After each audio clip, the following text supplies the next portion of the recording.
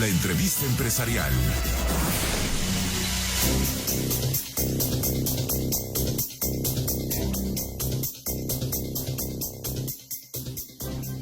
Bueno, ya regresamos con más aquí en Imagen Empresarial, en este evento aquí en Las Vegas, que es de la National Fire Protection Association, la NFPA, como se denomina, es la más grande del mundo. Este es el evento más importante en prevención de incendios.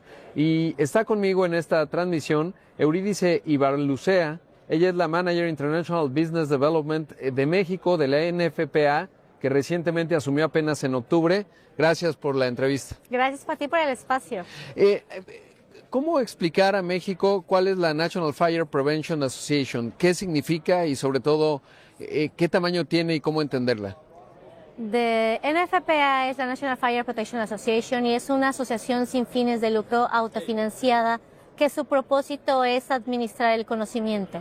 Tenemos más de 350 códigos y estándares en los cuales reúnen los diferentes riesgos para prevención de incendios, salvaguardar la vida, que los inmuebles sean más seguros y también los riesgos eléctricos. Claro. Sí, yo decía prevention, pero es protection, ¿verdad? Protection. Que es el nombre correcto de la NFPA. Ahora, ¿qué significa para México y sobre todo tú como la representante que acabas de asumir en octubre? ¿Qué implican todos estos estándares y procesos en el caso de México? Bueno, es incrementar la seguridad. La vida se desenvuelve en los inmuebles. Entonces, nosotros el día de hoy estamos en un centro de convenciones en los cuales están llegando mucha cantidad de personas que no es su sitio habitual. Entonces, si hubiera una emergencia, el inmueble tiene que ser lo suficientemente seguro para tener rutas de evacuación y si la gente no sale, los materiales de construcción deberían ser seguros para que la gente se pueda confinar y estar de una manera hasta que un cuerpo de emergencia pueda venir al rescate. Y si no salen, debe de haber sistemas de rociadores automáticos que va a contener el incendio. El punto es salvaguardar la vida y lo más que se pueda de la propiedad. Esa es la idea. ¿Y por qué es importante un evento como este? Porque entiendo, y me lo explicabas hace un rato, no solo es pues la exposición de distintos productos, servicios, sino también la discusión de nuevos estándares. Por ejemplo, ahora pues está en el centro de la discusión el tema de las baterías de litio, que es realmente nuevo. Tenemos automóviles, apenas en Los Ángeles veíamos cómo incendiaban algunos Waymo, que son vehículos eléctricos, y ahora los departamentos de bomberos a escala global pues tienen que saber lidiar con ello y no es sencillo. Claro. Bueno, para contestar tu pregunta voy a hacer un poquito de historia. NFPA nace en 1896. En ese entonces la electricidad como tal era tecnología, era algo nuevo.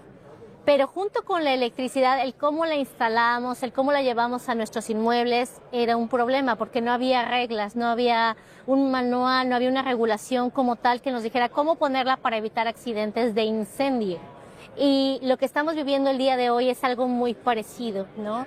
El día de hoy la tecnología ya va a baterías de litio. Y uno pensaría que las baterías de litio solamente están en los automóviles eléctricos o los híbridos.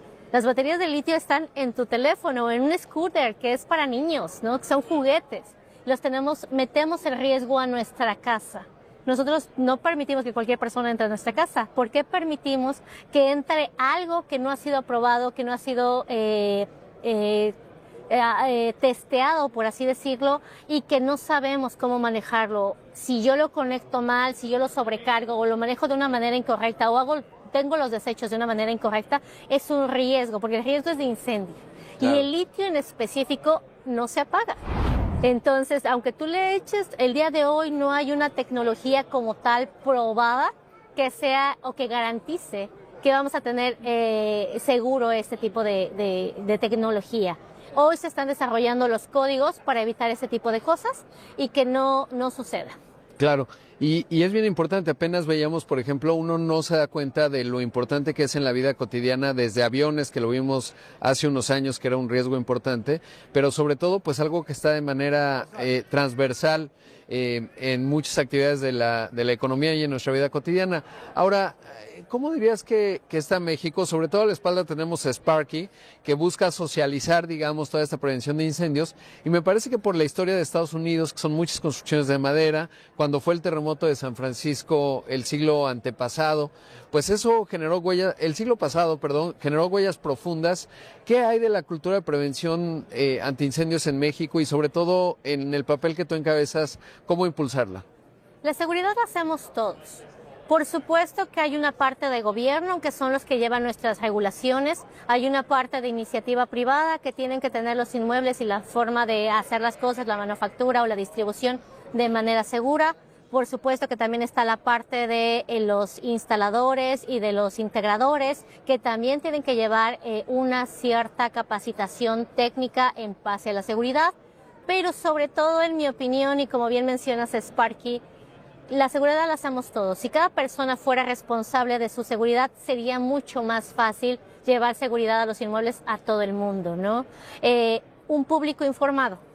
Claro. Un público informado, tenemos la obligación de no ponernos en riesgo, de no tener elementos que signifiquen un riesgo dentro de nuestras casas, y si los tenemos, tenerlos de la manera correcta. Por eso es muy importante tener un público informado. Sí.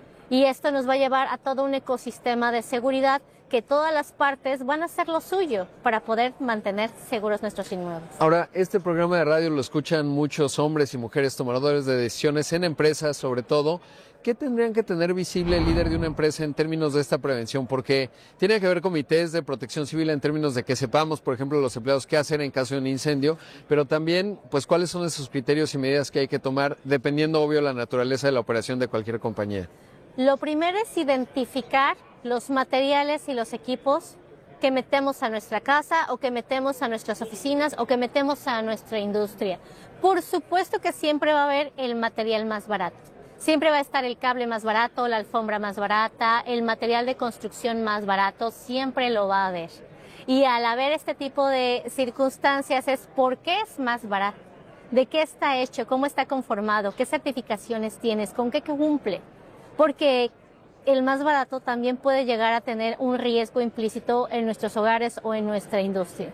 Entonces, tenemos que empezar a despertar, empezar a tener decisiones conscientes y que hayamos revisado de qué están hechos, de qué aprobaciones tenemos, todo lo que estamos metiendo a los inmuebles para poder manejarlos. Y una vez que nosotros los tenemos y hablamos de la industria, hay ciertos elementos que son combustibles de una manera diferente que no podemos tratarla igual que el resto de los equipos, ¿no? Entonces, entender muy bien las fichas de seguridad de estos materiales. En el caso de nuestra casa, si ponemos un árbol de Navidad, si ponemos un cableado, si compramos una extensión para conectar algo, no sobrecargar la línea eléctrica que tenemos en nuestros hogares. Todo ese tipo de cosas son decisiones y este tipo de circunstancias también tienen que ver con la seguridad. Claro. Ahora, ¿cuánto tiempo lleva la National Fire Protection Association en México? Un poco más de 60 años. NFPA como tal a nivel mundial tiene 130 años de haberse creado. Sin embargo, pues es mundial, o sea, tiene base en Estados Unidos, sin embargo, lleva conocimiento a más de 100 países. En México tiene aproximadamente 60 años que se empieza a usar, a difundir. De hecho, nuestro código, nuestra norma 001C de 2012 está basada completamente en el NEC 70 de NFPA. Y justo esa es mi última pregunta. Del 0 al 10, en donde 10 es la máxima calificación, ¿qué posición ocuparía México, digamos, en la cultura de prevención y sobre todo en la práctica de prevención? Porque normas podemos tener muy buenas, pero hay que ver si las seguimos. ¿Cuál sería esa calificación y cómo llegar a una más alta? Pues yo creo que estamos en un 20% de mejoramiento, ¿no? ¿A qué me refiero? A que a lo mejor la estamos trabajando, pero tiene muchas áreas de oportunidad.